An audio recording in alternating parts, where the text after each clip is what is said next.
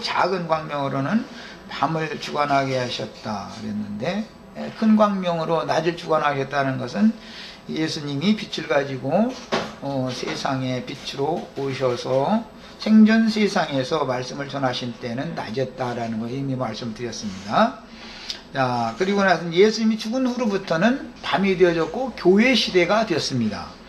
그래서 작은 광명으로는 밤을 주관하게 하시며 그랬는데, 이 밤의 주관자는 달로 상징이 되어지고 달은 교회를 상징합니다. 밤은 사탄이 활동하는 때이며 주의 말씀을 맡은 지휘자들이 자는 때, 즉 마귀가 가라지 씨를 천국 말씀이 심어진 밭에 덧뿌려서 빛과 어둠이 혼재되게 하는 역사를 일으킬 수 있는 때는 밤이라고 상징하죠. 예수님이 육신으로 오셔서 천국의 씨를 사람들이 마음에 이제 심어놓고 나서 예수님이 갔더니, 예수님이 가신 뒤로 이제 밤이 왔으니까 그 말씀을 맡긴 지휘자들이 그 사명을, 별들의 사명을 잘 해야 되는데, 말씀을 맡은 자들이 다 이제 자는 동안에, 밤이니까 잤겠죠, 당연히. 자는 동안에 마귀가 와서 가라지 씨를 덧뿌리고 갔다. 표현이 이렇게 됐습니다. 천국 농사에서. 그래서 마귀가 가라지 씨를 천국 말씀이 심어진 밭에 덧뿌려서 진리 말씀들을 혼잡시켜 교회를 타락시키는 때로서 궁창의 별들이 빛을 발하면서 어둠의 세력과 싸워야 하는 때인데, 결국 달은 지고 광명한 새벽별만 떠오르는 새벽이 이르게 되고, 그 새벽별이 이제 지면은, 진다는 것은 이제 새날이 온다는 걸 말하는 것이죠. 천년왕국이라고 하는 이제 새 시대가 이제 도래하게 되는 것을 상징합니다. 그러므로 달의 때는 세상에 어둠이 많은 때이며 낮에 수고한 일꾼들이 주의 품에 들어가서 쉬는 때요, 세상의 모든 신자들에게 은밀하게 활동하는 사단의 사자들을 통해서 혼잡한 말씀이 심어지므로 점점 더 깊은 어둠에 잡히다가 보내심을 받은 빛의 사자들이 나타나면 어둠으로 이끌어가는 유리하는 어둠의 별들과 진리전쟁을 일으키게 마련이며, 진리전쟁이 일으켜지면 빛의 자녀들이 어둠의 자녀들과 분별되는데, 이것은 가라지의 단과 곡식단이 서로 분별되는 것으로 예수님이 이제 증거를 하셨어요. 밤은 사탄이 육신에 있는 혼을 시험하는 때인 것을 개인적으로도 알 수가 있습니다. 원래 밤의 주관자는 사단이었으나 그리스도께서 함께하는 교회와 교회의 사자들인 별들은 어두운 세상에서 마귀의 일들을 대적하고 싸워서 이겨 빛의 자녀들을 어둠의 권세자의 손에서 건져내어 빛의 말씀으로 양육해서 빛을 덧입게 해줘야 할 사명을 위임을 받았으니 이들은 궁창의 별들과 같은 지혜자의 아들들이다 라고 성경에 예언을 했습니다. 베드로가 이제 시험을 받는 때가 그 밤이 새기까지 그 시험을 받았죠. 그러니까 이것은 어둠의 권세가 강하게 역사할 때는 주님의 지휘자들이라 할지라도 육이 완전히 처리되지 않은 상태에서는 당연히 함께 시험을 당할 수밖에 없다. 이제 그 밤이 새면 하나님은 이제 여호와의 눈동자 같이 지켜주신다, 뭐 이런 표현을 하는데, 예수님의 눈과 베드로의 눈이 이제 마주치는 건 이제 날이 샜다는 증거죠. 그러면 이제 베드로가 돌이키게 되는 거죠. 그건 새날이 오는 거죠. 개인적으로 이렇게 적용이 되고, 이런 모든 일들을 경륜적으로도 교회라고 하는 것은 주님께서 주님의 교회를 세웠지만 사탄의 역사가 있어서 교회는 반드시 타락의 길을 걷기 마련이고, 그 다음에 밤이 깊을수록 더 강한 빛을 발하는 이기는 자들, 그 선지자들을 보내서 어둠의 세력과 싸워가면서 한 손에는 이제 칼을 들고 한 손에는 삽을 들고 이렇게 건축의 일을 하는데, 양면에서 할 수밖에 없는 이제 시대가 이제 밤의 때인 것이죠.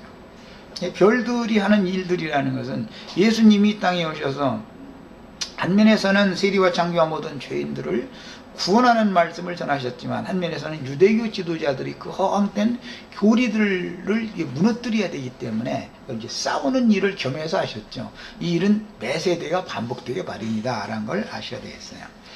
자, 그 다음에 거짓빛이 있기 때문에 그러는 거예요. 또 별들을 만드시고 그랬는데 자연계의 궁창 하늘의 별들은 교회의 사역자들을 상징하며 교회에서 별들의 임무는 맡기신 영혼들을 그리스도께로 인도해주는 직무를 수행하는 것입니다. 별이라고 하는 것은 인도 직분을 상징하는 것이죠. 예수님이 아기 예수로 오셨을 때도 들판의 그 목자들을 예수님이 계신 곳으로 별들이 인도를 해준 것이 이게 상징이 되어졌죠. 그런데 주님께로 교회에 있는 그 양무리들을 주님 자신께로 인도를 해주는 직무를 별들이 하는 것이다 라는 것을 상징적으로 보여줍니다. 아브라함의 자손들은 땅과 바다 사이에 거하는 바다와 모래와 같이 수많은 땅의 자녀들과 하늘에 거하는 별들과 같은 영적 자녀들이 있으며 별들 중에는 사단의 사자들인 캄캄한 흑암에 돌아갈 유리하는 별들, 즉 몰지각한 목자들이 있습니다. 그러므로 이제 별이라고 해서 무조건 다 지혜자다라고만 일방적으로 받아들이면 안 되고, 교회라고 해서 다 주님의 교회가 아닐 수도 있다. 사단이 보좌를 정하고 있는 버가모 교회 같은 데는 사탄의 이유가 버가모 교회에 있었죠. 그 교회가 사탄의 교회가 되어버릴 수도 있는 거다라는 걸 보여줍니다. 자, 그러니까 이제는 분별이 필요한 거예요. 이제 빛과 어둠이 그래서 필요한 거예요. 창세기 1장 17절에 하나님이 그것들을 이제 그 광명체들이에요. 하늘의 궁창에도 땅에 비추게 하셨다 그랬는데, 진실된 성도들은 그리스도와 함께 하늘에 앉혀졌으며 신께 지혜와 계시의 영을 받아 진리의 말씀을 가르쳐서 육에 속한 사람들이 참것을 깨닫고 신의 실제인 그리스도께로 나아가도록 인도해 주어야 할 위임을 맡기셨다. 땅에 빛을 비추게 한다라는 말은 별들로 하여금 맨 먼저는 해신 주님 오셔서 이제 빛을 가지고 비쳤지만, 그 다음에는 이제 교회가 세워졌고 별들을 통해서 땅을 비추게 하는 이제 이건 교회 시대인데, 별들의 빛을 땅에 비추게 한다라는 것은 진리의 말씀을 계시로 받은 말씀을 백성들에게 가르친다 그 말이죠. 상징이죠. 그 다음에 1장 18절에 주야를 주관하게 하시며 빛과 어둠을 나누게 하시니라. 하나님 보시기에 좋았더라 그랬는데, 근원적인 빛은 말씀이 육신이 되신 인자 예수 입으로 나오는 영과 생명의 말씀이요 진리의 영께서 선포하시는 말씀이며, 진리와 생명의 빛을 발하는 교회 생활로 나타나고, 어둠은 자칭 유대인이라 하는 자들의 세상 교회인 사탄의 회로 나타나며, 진리를 대적하는 무리의 음료교회인 큰 성 바벨론과 어둠의 세상으로 나타납니다. 그러니까 큰 성 바벨론이라는 것은 어둠의 세상과 짝하고 있는 것이지 빛이신 그리스도와 짝하고 있는 게 아니다라는 걸 반증해서 보여주는 거죠. 그러므로 빛과 어둠을 나누신 말씀의 완성적인 실현은 당연히 그 영과 신부가 말씀하시는 하늘의 장작교회와 세상의 큰 음료교회 생활로 교회 시대에 나타나게 마련이고, 매 교회마다 이기는 자들을 빼내서 하늘의 장작교회로 세워지는 무리와 영영한 불못에 들어갈 수밖에 없는 큰 음료교회 무리가 매번 이렇게 나눈다 그랬지만 분별된다. 빛과 어둠은 이런 방식으로 나눠지는 거다 말이에요. 그 다음에 사람의 내면이 밝아지면 밝은 교회 생활하기에 마련이고, 사람의 내면이 어두워지면 세속적인 교회 신앙생활을 하기에 마련이다라는 거죠. 그 다음에 창세기 1장 19절에 저녁이 되며 아침이 되니 이는 넷째 날이니라 그랬는데, 넷째 날은 주 예수께서 이루신 구속을 영적으로 적용하되 하나님의 경륜에 따라 유대인들만이 아니라 영생을 주시기로 작정된 이방 사람들에게도 적용시키는 날로서, 하나님의 계획에 따라 먼저 유대인을 부르시고 뒤에 이방인을 부르셨으나, 교회 시대의 끝에는 이방 중에 떨어진 이제 이삭이라고 표현되는데, 남은 곡식을 마무리 추수를 마친 후에는 유대인들에게 하나님의 말씀 빛이 유대인들에게 가는 거죠. 이방인들은 자기들의 굳은 관념에 의해서 이 영원한 복음을 배척해 버리기 때문에 복음을 받아들이지 않으면 이제 다른 민족에게로 가게 마련이기 때문에 먼저는 말씀이 유대인에게 맡겨졌고 빛이 유대인에게 있었고, 그 다음에는 유대인들이 빛을 거부하니까 이방으로 향했다가 이방의 충만한 수가 찬 다음에는 이방인들이 또 유대인들처럼 굳어져 있는 관념이 있기 때문에 빛을 거부하니까 유대인들에게 다시 돌아가서 유대인들이 회복되는 이런 경륜의 전환이 있습니다. 이것을 때와 기한이라고 이제 예수님 말씀하셨어요. 사도행전 13장 48절에 영생을 주시기로 작정된 자들은 다 믿더라. 그래서 거기 작정이라는 이 용어가 무슨 기독교계에서 무슨 예종론을 증거하는 용어로 그걸 많이 인용을 하고 있지만 그건 그런 뜻이 아니고, 헬라어로 스트롱 넘버는 5021번이고 타소라는 이 용어는 순서적으로 배열되었다, 순서대로 그렇게 정해졌다, 그런 뜻으로서 먼저는 유대인들에게 말씀이 맡겨지는 거고 그 다음에 이방인들에게 복음이 전해진 것이 순서로 정해졌다라는 뜻인 것이지, 이방인들이 구원을 얻기로 예정이 되었다 그 말이 아닙니다. 이런 이제 그 가르침을 잘못 받으면은 이거 보라고 영생을 주시기로 작정된 자들 있지 않았냐고 이러면서 이제 하면은 그런 말을 잘 정확하게 의미를 아셔야 돼요. 그래서 먼저 구원의 말씀은 유대인에게 맡기셨고 그 다음에 복음은 이방인에게로 가게 마련이고, 그 다음에 이방인의 때가 끝나면 유대인에게로 원래 모든 곳으로 제 곳으로 다 돌아가는 거예요. 본 곳으로 모든 것이. 그 다음에 넷째 날에 큰 광명의 빛을 땅에 비추게 하시면 요한복음에서 위에서 오셔서 위에 계신 주님이 땅의 예루살렘에서 말씀을 가르치는 랍비였던 니고데모에게 하늘의 일들에 대하여 증거하신 것으로 실현되었고, 사마리아에 가셔서 목마른 여자에게 다시는 목마르지 않는 생명수를 마시게 해주심으로 상호간에 먹고 마시는 것으로서 이제 실현을 했습니다. 빛을 받아들이는 것은 먹고 마시는 것으로도 상징이 된다는 걸 알 수가 있고, 주님을 먹고 마신 사람들은 주님께 추수된 영혼들인 것이죠. 빛을 받아들인 것을 이렇게 상징적으로도 표현한다는 걸 알 수 있습니다. 그 다음에 실제로는 첫째 날의 참빛이 어두운 마음에 잡힌 사람의 내면에 임하는 것을 보여주는 넷째 날의 시련은 세상의 구원자로 임하신 예수 그리스도의 복음의 광채인 참빛, 곧 그리스도의 얼굴에 있는 하나님의 영광을 아는 빛을 믿는 이들의 마음에 비추셔서 빛의 자녀들을 얻는 것으로 적용된다. 우리는 빛이신 하나님의 자녀들이다라는 말은 결국은 빛의 자녀들이다라는 뜻이 되는 거죠.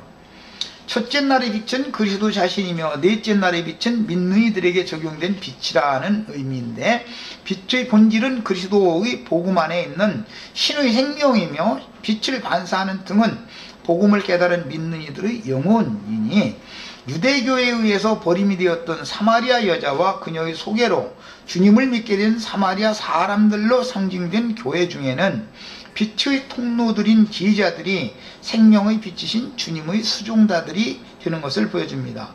사라는 숫자는 온 땅, 사방, 내생물 등에 적용되는 말씀의 은유적인 수로서 야곱의 네 아내가 교회를 상징한다라는 걸 알 수가 있죠.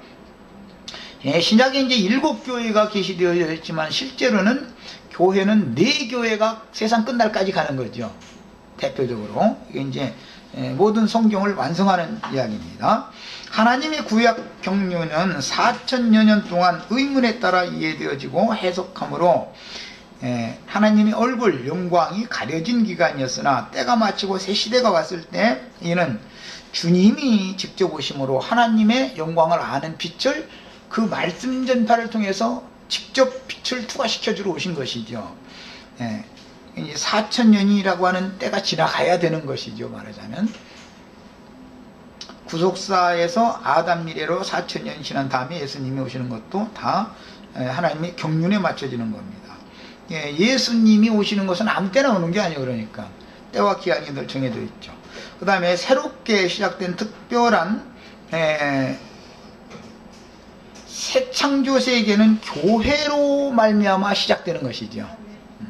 그 다음에 교회는 육신을 입고 이 생에 생존하여 있는 동안 빛을 받은 사람들을 통해서 세우는 것이지만, 이 육신의 장막을 벗은 사람들은 새 예루살렘, 새 하늘과 새 땅에다 들어가는 것이기 때문에 교회와 새 예루살렘의 차이라는 것은 육신을 입고 있느냐 육신을 벗었느냐의 차이만 있는 것이죠.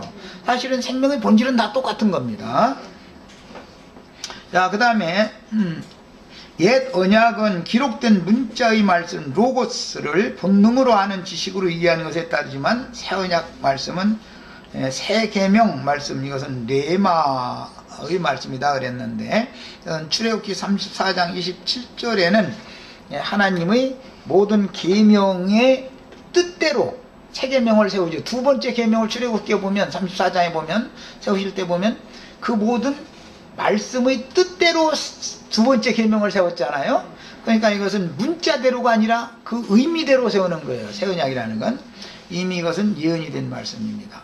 자, 이제 다음 시간부터 나눌 다섯째 날의 새 창조를 이해를 돕기 위해서 창세기 이제 1장 20절부터 23절 다섯째 날의 말씀을 읽어보고 토를 닦는 말씀을 1시간 하고, 다음 모레는 다섯째 날을 다루겠습니다. 하나님이 이르시되 물들은 생물을 번성하게 하라.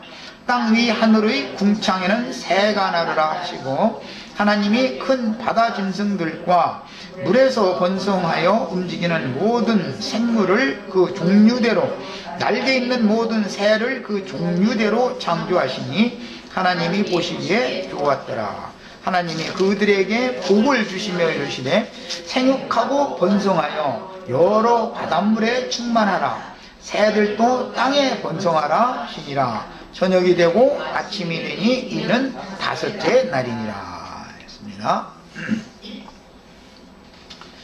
다섯째 날은 20절에서 23절 사이에 지금 말씀을 보면은 물의 모든 생물들과 그 다음에 궁창을 나는 그 새들, 이런 날짐승들과 물고기들, 이제 문자대로는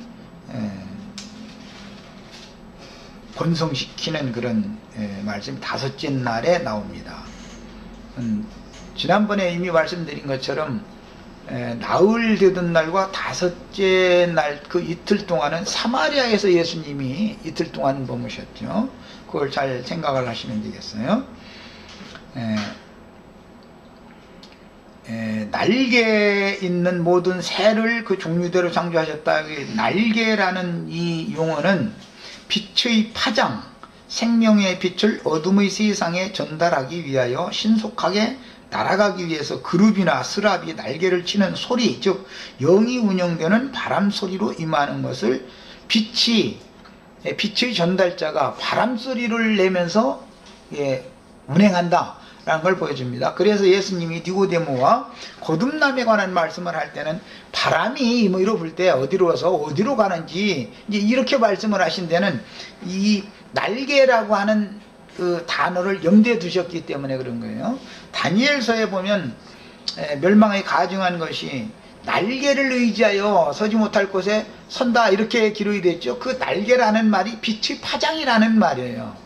그 여명이라고 그러죠. 새벽 아침에 보면 빛이 이렇게 파장이 있죠. 이렇게 빛, 그런 것이 날개로 상징이 됐어요. 아주 급하고 빠르게 그 빛을 먼 곳에까지 전달하는 거예요. 신속하게. 이러려면 공중에 나는 새가 빨리 날아갈 수 있었기 때문에 문자대로는 그렇게 형상화시켜서 상징한 것이단 말이죠. 이 날개라는 것은 빛의 파장을 말한다라는 것을 잘 염두에 두고 계셔야 됩니다.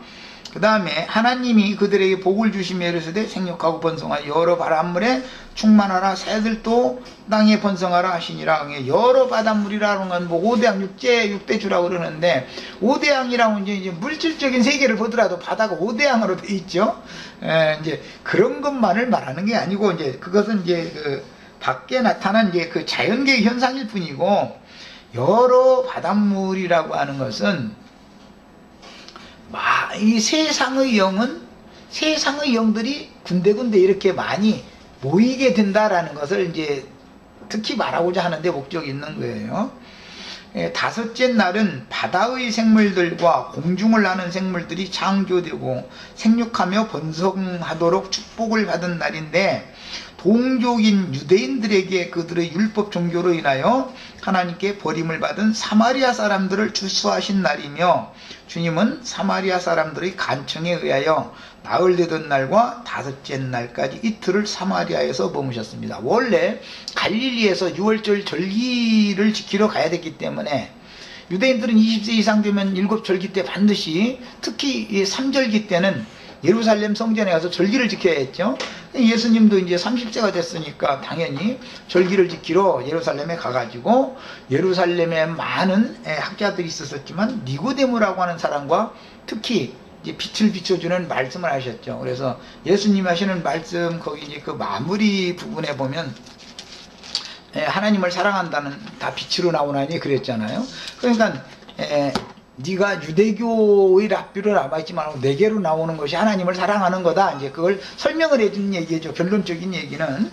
자, 그래서 유월절을 예루살렘에서 지키신 후에 그 다음에 본 고향 갈릴리로 가야 되는데, 유대인들은 원래 갈릴리로 갈 때 갈릴리에서 오든 가든 사마리아로 직행을 하지를 않죠. 그런데 예수님은 의도적으로 사마리아를 거쳐서 가는 거죠.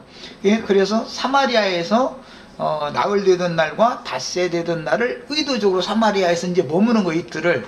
창세기에서 나흘 되던 날과 다섯째 날을 예루살렘에서 사마리아로 가는 예루살렘에서 시작해서 사마리아에 계시던 날이 그 나흘 되던 날과 닷새 되던 날이다, 이 말이에요. 말하자면. 그러므로 갈릴리의 가나에 있었던 혼인잔치가 있던 사흘 되던 날 이후 넷째 날과 다섯째 날은 예루살렘 성전에서 절기를 지키는 종교의식을 가르치던 니고데모에게 하늘의 일, 즉 위의 일과 땅의 일을 분별시켜 주어서 하늘에서 내려와서 하늘에 계신 인자를 통해서 참 빛이 그의 내면에 비추어지도록 하셨습니다. 이것은 유대인들을 위해서 그런 거예요. 이것은 니고데모를 만나 주신 것은 유대인들을 위해서 그런 거죠. 사마리아 여자를 만난 것은 유대인들에 의해서 이방의 피가 섞였다 해서 이방인 취급받는 사람들을 위해서는 사마리아 여자를 만나 주시는 거예요. 이게 이제 상징입니다. 이어서 사마리아의 수가성에서 얻으신 영혼들의 추수로 실제적인 참 남편과 구속받은 성도들인 아내가 생명의 연합을 맺은 날들로 실현되었으니, 주님은 절기 제물을 서로가 먹고 마시는 것으로 이것을 실현한 겁니다. 6월절 절기를 이렇게 지키는 거, 예수님은 지금 절기 때에는 6월절 양을 잡아가지고 막 수천 마리 죽여야 되는 거죠. 왜? 수백만 명이 모이니까.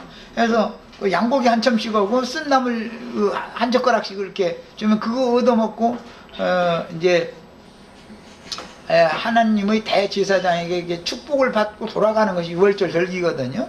그런데 실제로는 그 제사를 받으실 예수님, 그 다음에 그 제사를 드리는 대제사장으로 오신 분이 예수님이다, 이 말이에요. 사실은 이걸 이제 적용하는 거예요. 그러니까 하늘의 일을 예수님은 자꾸 생각하고 있었고, 니고데모는 땅의 일을 자꾸 생각하고 있는 것이 율법적으로 이걸 행하니까.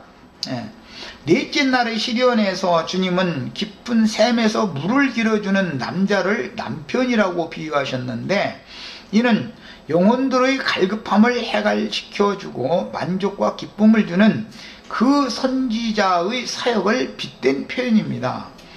참 남편인 진정한 랍비는 각 사람의 영에 연합된 그 영임을 보여주는데, 그 영이신 주님은 영의 사역을 수행하는 사도와 선지자들을 통해서 부어짐으로 다시는 목마름이 없는 생수를 길어주는 오리라 예언된 그 선지자이신 주님의 사역을 수행할 제자들을 보내서 추수하는 말씀으로 결론을 맺게 된 겁니다. 요한복음에 보면 최종적으로 추수 말씀으로 그 넷째 날 다섯째 날 말씀이 마무리가 되고 있죠. 생명의 씨는 반드시 농부의 수고를 통해서 땅에 심어지고 양육받고 거두어지는 것이며, 영혼의 갈급함은 진리에 대한 궁금증들을 의미하므로 궁창의 빛들인 별들을 보내요 어둠의 세상에 생명의 빛을 비추기 위해 어둠의 권세인 유대교 체계와 싸우면서 동시에 참 빛을 각 사람의 내면에 공급하는 통로로 쓰시는 것입니다. 요한복음 3장 32절로 45절 사이에 보면, 여자가 물동이를 버려두고 동네로 들어가서 사람들에게 이르되 내가 행한 모든 일을 내게 말한 사람을 와서 보라. 이는 그리스도가 아니냐 하니 그들이 동네에서 나와 예수께로 나왔다. 이렇게 됐는데, 내가 행한 모든 일이라는 것은 성경에서 여인들의 목마름은 주의 말씀을 듣지 못한 영혼이 당하는 영적 기갈을 상징하는 말입니다. 예배당에는, 산당에는 열심히 다니는데, 뭔가 좀 진리를 깨달아 보겠다고 열심히 다니는데, 완전히 진리를 만족할 만큼 하나님의 말씀을 확실하게 해석해서 깨닫게 해주는 종선지자를 아직은 못 만났다 이 말이죠. 사마리아 여자가. 그래도 예수님을 만날 수준이 된 사람이 예수님을 만나는 거지, 아무나 예수님을 만난다고 해서 예수님을 영접하는 건 아니죠. 그래서 그 여자가 남편을 5번 바꾼 다음에 만나야 되는 것이지, 2번 남편을 바꾼 다음에 예수님이 나타나면 예수님을 영접을 않는 거죠. 이단 나왔다 그러니까. 왜? 자기보다 자기의 생각의 범주를 훨씬 지나는 영적인 참빛을 가진 사람을 만나면 이단이 되어버리는 거거든요. 다 언제든 그래, 뭐든지 때가 있는 거예요 이게. 그 다음에 그녀가 행한 모든 일이란 남편을 5번씩이나 바꾸면서 여전히 갈급한 심령을 채워보려고 물을 깃는 신앙생활을 하는 동안 그녀가 영적 수준이 자라서 참 남편이신 주님의 증거를 알아들을 수 있는 수준에 이르게 된 것을 의미하므로, 그 동네 사람들에게는 한 우물물을 마시지 않고 물을 길어주는 남편을 5씩이나 바꾸며 끝없이 방황한다는 비방과 조롱을 듣고 있었던 사실을 예수님 보지도 않고 다 알고 있더라는 것이죠. 네가 남편이 5이 있었으나 지금 너고 사는 그 남편도 네 남편이 사실 아니다. 네 말이 맞다. 그런데 네가 그렇게 찾던 참 남편은 나다. 지금 얘기를 하는 거죠. 그런데 그 사이에 제자들이 청하여 이르되 라비어 잡수소서. 제자들은 이제 육신적인 음식 저 마을로 내려가서 사다가 이제 준비하다가 이제 예수님 잡수라고 드렸어요. 이것은 유대교의 절기 때, 유대교인들의 절기 때 제물을 제사장들이 그 백성들에게 나눠주는 것을 상징하는 것인데, 실제로는 먼저는 하나님께 제사를 먼저 드린 것을 백성들에게 나눠주는 것이니까, 먼저는 하나님이 먼저 받으셔야 되죠. 그 다음에 이제 백성들이 나눠 먹여야 되는 건데, 그런데 주님이 이제 이르시되 내게는 너희가 알지 못하는 먹을 양식이 있느니라 이렇게 말씀을 하시니까, 제자들이 서로 말하되 누가 잡수실 것을 갖다 드렸는가 이러더라는 거예요. 그런데 주님이 잡수실 유월절 절기 제물을 드리는 것은 주님께서 받으심직한 영혼을 제물로 드리는 복음의 대제사장 직분을 수행하여 아버지의 뜻을 온전히 이루시는 것입니다. 지금 주님은 그 일을 오셨죠. 사마리아 여자를 주님이 잡수셨다는 뜻은 그 여자의 영혼을 아버지께 드렸다라는 뜻이지요. 사실은 이것이 이제 대제사장이 하는 일이에요. 그래서 예수님이 육신으로 오셨을 때는 그냥 보혜사로 오셨죠.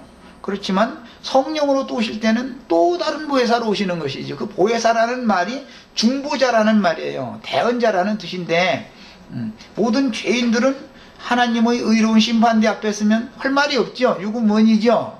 그러니까 대신해서 말 잘해주는 변호사가 나서서 대신해서 변증을 해줘야 되잖아요. 사실은 이 사람이 죄를 진 게 아니고 이 사람 속에 있는 죄가 그런 범죄 행위를 저지르게 했는데, 범죄를 저지르도록 죄가 유혹을 해놓고 나서는 이 사람을 걸어서 지금 하나님 앞에 의로운 말씀 앞에 걸어서 고소를 하고 있지만 사실은 그 사람은 용서를 받아야 되고 심판을 받을 것은 그 사람 혈과 육체 속에서 왕노릇하고 있는 죄가 심판을 받아야 됩니다 라고 확실한 변증을 해줘야만 우리가 재판에서 이길 수 있는 거죠. 그러니까 예수님이 이제 이런 중재자로 왔다 이거예요. 그래서 예수님이 소자여 네 죄 사함을 받았느니라 자꾸 죄를 사해주는 말씀을 한 것은 중보자로 오셨다라는 뜻이죠. 예루살렘의 랍비들이나 그 산당 제사장들은 주님과 예배에 참석한 백성들에게 신령한 절기 제물을 나누어 주어서 먹고 마시게 할 수 없으므로 주님 자신이 제물이 되시고 나누어주는 대제사장 직분을 행하여 아버지 뜻인 하늘의 일을 온전히 이루시러 지금 오셨는데 주님이 말씀에 나의 양식은 나를 보내신 이의 뜻을 행하여 그의 일을 온전히 이루는 이것이니라 이렇게 이제 말씀을 하셔서 유월절 절기의 실현이라는 것은 알고 보면 아버지의 뜻을 행하여 아버지의 일을 온전히 이루는 것인데 그것은 복음을 전해서 얻어진 사람들을 예수님이 잡수시는 거죠. 그 아버지 뜻을 이루는 거죠. 예수님이 주님의 말씀을 믿음으로 받아들인 사람들을 그 영혼을 잡수시면 그 영혼도 예수님을 먹는 거죠. 이제 상호. 그래서 먹고 마시는 이야기로 이게. 그래서 이것은 제물을 먹고 마시는 것이다. 구약시대 율법에서는 짐승의 고기를 불에 구운 고기를 먹고 포도주를 마십니다. 예, 그것은 표상이다 이거예요. 지금 예수를 먹고 마시는 것에 대한 표상이었다 이 말이에요. 실제 지금 유월절 니고데모가 가르치는 유월절 절기와 그것은 땅의 일이에요. 예수님이 지금 행하시는 아버지의 뜻을 온전히 이루시는 이 일은 하늘의 일을 이루는 거죠. 그러니까 이것에 대해서 사람들에게 깨닫게 하러 왔지만 똑같은 요한복음을 읽고 창세기를 읽어도 무슨 뜻인지를 아직도 모르는 사람들이 많죠. 아직도. 이게 참동으로 올라온 일이죠. 그럼 이제 성경을 나처럼 이렇게 해석을 하면 그거 완전 이단이더만 잃어버리고.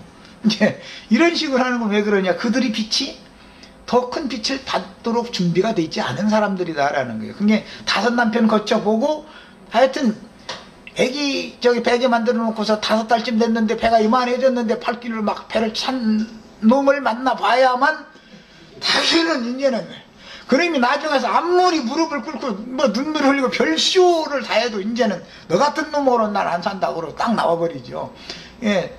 그래서 애기 배 가지고 발길질 한번 당해봐야 이게 완전히 이제 그 남편하고는 완전히 이제 이혼하고 3남편으로 가는 거죠. 이렇게 말하면 좀 심한 비유인가 모르겠네. 다 그래요. 사실은 주님께로 온 사람들이 사마리아 산당에 5 남편을 바꿀 때 다니던 그 여자가 그 남편에게 좋은 소리만 듣고 사랑받았으면 왜 남편을 바꿨겠어요? 사랑해달라고 하니까 날마다 뺨대기나 때리고 침이나 뱉고 심지어 나중에 애는 지 새끼 배놓게 만들어 놓고는 발길질이나 앉아고 술 쪄가지고 해롱해롱하고 앉았으면 이거는 못 사는 거지요 뭐. 지 새끼 배 배를 갖다 차는 놈하고 어떻게 살아. 그건 뭐 그런 놈하고 살면 또 안 되는 거고 이제 나올 때가 된 거지요. 그래서 반드시 5 남편 거친 사람이래야 주님께로 찰짝 달라붙지. 뭐든지 때가 있는 거예요. 그래서 제일로 뭐 많이 때리면 배 차는 것은 11조 안 낸다고 발길질하죠. 친정에 가서 돈 좀 갖다 내라는 게 왜 안 내는 안 갖고 오느냐고 막 이러면서 이제 학대를 하고 그러죠. 이런 것이 참 세상사의 이치를 내가 예를 들은 거지만 영적 세계가 똑같은 거예요. 그런 것보다 이제 가룟 유다가 이제 저 야곱의 아들 4번째 아들 그 유다의 죄라고 그러잖아요. 유다 말라기서에 보면 지배너리 말이야. 친정에 가 있어라 하고서는 부를 때가 됐는데도 안 부르고 자기 나름대로는 꼼수가 있어서 다 그런 거거든. 그게 거짓으로 그러는 거거든. 하나님은 못 속이거든. 유다의 죄라고 그러죠. 그 다음에 너희는 넉 달이 지나야 추수할 때가 이르겠다 하지 아니하느냐. 그러나 나는 너희에게 이르노니 너희 눈을 들어 밭을 보라. 희어져 추수하게 되었도다. 예수님이 앞에서 나의 양식은 나를 보내신 이의 뜻을 행하며 그 일을 온전히 이루는 이것이니라 해놓고 나서 추수 이야기로 이렇게 연결을 하는 것은 하나님의 뜻을 행하고 하나님의 일을 온전히 이루는 것은 곧 추수하는 거다라는 말을 하는 것이지요. 지금 영혼 추수를 말하는 거예요. 그러니까 영혼을 추수하면 예수님이 그 영혼을 잡수신 거지요. 상징적인 표현들이었죠. 이것은 하늘의 일을 지금 말하는 거예요. 그런데 땅의 일을 말해도, 농사 짓는 신고 거두는 땅의 일을 말해도 너희가 못 알아듣는데 내가 하늘의 일을 말하면 너희가 어떻게 알아듣냐 이러면서 탄식했다는 거 아니에요. 자, 이제 이어지는 말씀에 거두는 자가 이미 삭도 받고 그랬는데, 천국의 일꾼이 받은 삭시라고 한 것은 그 나라의 복음의 영광을 이미 얻었다 그 말이죠. 하나님 나라의 복음, 하나님 나라 복음이 곧 영광의 복음이기 때문에 그것이 삭수로 이미 나에게 주어진 거다 이게요. 이 삭스를 받은 것이 있어야 가서 장사를 하죠. 그 다음에 영생에 이르는 열매를 모으나니 이는 뿌리는 자와 거두는 자가 함께 즐거워하게 하려 함이라 그랬는데, 뿌리는 자는 모세와 엘리야로 대표되어지고 거두는 자는 예수님과 주님의 제자들로 이제 대표가 되어집니다. 그 다음에 그런즉 한 사람이 심고 다른 사람이 거둔다 하는 말이 옳도다. 이것은 모세와 예수님을 여기서는 의미한 말이지만 이제 더 나은 확대 해석이 되는데, 내가 너희로, 이건 이제 복수로 되죠. 노력하지 아니한 것을 거두러 보내었느니 다른 사람들은 모세와 엘리야의 사역을 하는 요한까지 그런 사람들은 심는 사역을 하는 거죠. 예수님과 사도들은 거두는 사역을 이제 하는 거예요. 그래서 기독교계에도 내가 뭐 기독교를 참 많이 신은 편에 들어가는데 다 가라지 씨만 심는 사람들만 있는 건 아니죠. 나름대로는 진리를 순수하게 잘 가르쳐 보려고 참 순수한 마음으로 열심을 다하고 하는 이제 좋은 목회자들도 있습니다. 그런데 그들이 문제는 등만 보고 등에 대해서만 소개를 해주고 영광의 얼굴을 본 적이 없기 때문에 감히 우리가 말이야 하나님 얼굴 앞에 어떻게 가느냐고 막, 그것은 헛된 경건한 모양을 내는 소리지. 대제사장이신 그리스도 예수 안에 있으면 대제사장은 하나님의 영광의 보좌 앞으로 언제나 나갈 수 있죠. 하나님의 영광에 이를 소망이 없으면 뭐라고 했습니다. 그럼에도 불구하고 굉장히 본인들 신령하고 경건한 자라면 우리가 말이야 어떻게 하나님의 영광, 하나님의 얼굴 앞에 우리가 어떻게 가느냐고 말이야 이러는데, 이것은 다 사실은 마귀에게 속는 소리지요. 우리를 구속하신 목적은 그리스도 예수 안에서 함께 하나님의 영광에 이르게 하려는 게 하나님이 우리를 얻으신 목적이에요. 자, 그 다음에 노력한 자들이라고 하는 것은 유대인들을 위해서는 니고데모요, 그 다음에 심례자 요한으로 대표가 되고 노력한 자들이죠. 그 다음에 수가성 여자의 5 남편들인 사마리아 산당 제사장들은 심기 위해서 나름대로 노력을 했는데 사마리아 여자는 만족이 없었던 거예요. 이게 뭔 소리인지 아시겠죠? 결혼 생활을 해서 시간이 지났는데도 아내가 만족을 못해. 그것은 왜 그러냐? 뭔가 지금 만족을 채워주지 못하는 선지자다. 이거 무언가 부족함이 있다 이거죠. 그리고 이제 이런 사람들은 이제 전화라도 해가지고서 목사님 이런 구절이 있는데 이게 무슨 뜻이냐 그러면 성경 읽어 그대로 믿어 막 이래버리고 참 이렇게 나오면 답답하죠. 몰라서 그 말을 좀 가르쳐달라고 전화했는데 그냥 믿기만 하라고 이래버리고 믿으라고 막 이러면 몰라서 못 믿는다는 얘기인데 지금 그러면 믿음의 말씀을 줘야지요. 깨닫도록 당연히. 여자의 말이 내가 행한 모든 것을 그가 내게 말하였다 증언하므로 그 동네 중에 많은 사마리아인이 예수를 믿는지라 사마리아인들이 예수께 와서 자기들과 함께 유하시기를 청하니 거기서 이틀을 유하시매 그랬어요. 유월절 절기를 예루살렘의 아버지 집에서 지키고 돌아가시는 길에 들린 사마리아 성의 이틀은 창세기 1장의 넷째 날과 다섯째 날의 시련인데, 그 당시 유대인들은 사마리아 성을 돌아서 다녔으니 사마리아 사람들은 이방인의 피가 섞여서 아브라함 자손의 자격을 상실했다고 보았기 때문에 그랬습니다. 그 요한복음의 이제 앞으로 나가는 순서를 보면은, 여섯째 날은 갈릴리에 주님이 다시 도착하셔가지고 두 번째 표적을 행하셨죠.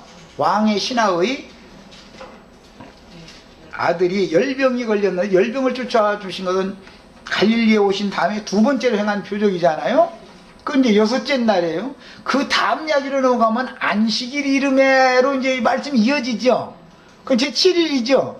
이게 이제 요한복음은 이런 식으로 순서적으로 날짜별로 창세기 말씀을 기록을 해가지고 나서, 그 다음에 또 첫째 날부터 안식일까지가 반복되고, 그 다음에 또 첫째 날부터 안식일까지가 반복되는 이야기가 신약의 복음서죠. 그리고 나서는 복음서의 끝에 가서는 안식 후 첫날 이런 새벽에 이제 창세기에서는 제 8일이라는 건 없었지만 신약에서는 안식 후 첫날 이야기까지 이제 하는 것이 신약 복음서예요. 제 7일까지가 세 번이 반복됩니다. 신약 복음서에 보면 이렇게 구조가 이렇게 되어 있어요. 이게 성경을 읽을 때는 이런 그 흘러가는 문맥을 자세히 살펴볼 줄을 알아야 돼요. 절기에 관한 것도 세 번이잖아요. 예수님이 절기를 세 번 지키잖아요. 6월절이면 6월절을 세 번 지키게 되잖아요. 초막절이면 초막절을 세 번 지키는. 이것은 왜 그러냐? 안식일까지의 제7일까지의 모든 그 7절기들을 예수님이 세 번을 겪은 다음에 제8일 이제 새 창조로 완전히 이제 들어가셨다라는 걸 보여주는 거예요. 언제나 두 번이나 세 번을 이렇게 성경에서 반복하게 하는 것은 확증을 위한 거예요. 언제나 성경의 구조는 이렇게 되어 있습니다. 자, 주님은 정통 유대인들이나 사마리아인들 모두가 하나님의 말씀을 크게 오해하였으므로 영적으로 이해하지 못한 부정한 자들로 보았으므로, 유대인들은 나름대로 자기네들은 정하고 사마리아 사람들은 부정하다 이렇게 판단을 했지만, 예수님이 보실 때는 영적으로 보니까 유대인들이나 사마리아인이나 다 똑같이 다 부정한 걸로 본 것이죠. 여기서는 이제 보는 관점이 달랐던 거죠. 유대인들은 혈통적으로 봤기 때문에 그 예수님은 혈통이나 육정이나 사람의 뜻으로 난 이것은 다 무조건이고 이것은 하나님 나라는 상관없는 것으로 보기 때문에 보는 관점이 애초부터 다른 것이죠, 지금. 자, 그래서 예루살렘 성전에서나 사마리아 산당에서 누구나 예수께로 다 나와서 주님 자신을 거룩한 식물과 신령한 음료로 마셔야 한다는 것을 지금 가르치고 계신 중입니다. 이것이 실제적인 절기를 지키는 것이죠. 예수님을 뭐 6월절 양고기를 먹고 쓴나물을 한 젓가락 얻어 먹고 나서 포도주 한 잔을 얻어 마시는 것이 이제 유대인들의 행습인데, 그것은 다 땅의 일이지 하늘의 일이 아니다 이거예요. 하늘의 일이라는 것은 빛을 가지고 오신 예수 그리스도를 생명의 떡으로, 예수의 살을 먹는다, 양고기를 먹는데 그건 내 살을 먹어라 표현을 이렇게 하시죠. 또 포도주 마시는 것은 내 피를 마셔라 이렇게 표현하잖아요. 이것이 실현이단 말이야. 니고데모는 땅의 일로 자꾸 가르쳤는데, 예수님 오셔서는 이런 모든 것들은 하늘의 내 아버지의 뜻을 행하고 아버지의 일을 온전히 이루는 이것이래야 완전한 것이지, 땅에서 무슨 제사를 행하는 이런 절기를 지키는 이런 것을 습관적으로 하는 것은 율법 종교다, 종교의식 행하는 것일 뿐이지 않냐, 이 얘기를 사실 해준 거죠. 그래서 예배 문제로 사마리아 여자와 대화가 결판이 난 거였잖아요. 절기를 지키는 것이 예배를 드리는 거였지만 그것은 땅의 예배다 이거예요. 땅의 예배. 그러나 하나님은 하늘에 계신 분이니까 하늘의 예배를, 참된 예배를 해야 된다. 하나님 영이시니 심령 안에서 진실함으로 진리로 예배를 해야 한다. 그 얘기가 이제 결론이잖아요. 사마리아 여자와 나눈 대화의 이런 말씀들을 잘 지금 이해하시면 예수님이 구약의 모든 예표와 모형들로 되어져 있었던 모든 것들을 예수님이 지금 실현시키고 있는 것을 알 수 있습니다. 넷째 날, 다섯째 날 주님이 하신 일이에요, 이것이. 자, 이제 시간이 다 돼서 여기까지만 하고 다음 시간에 어차피 이제 내일 모레 다섯째 날에 관한 말씀을 좀 더 소상하게 더 나누도록 하겠습니다. 오늘 집회는 이제 이것을 모두 마칩니다. 다섯째 날로 넘어가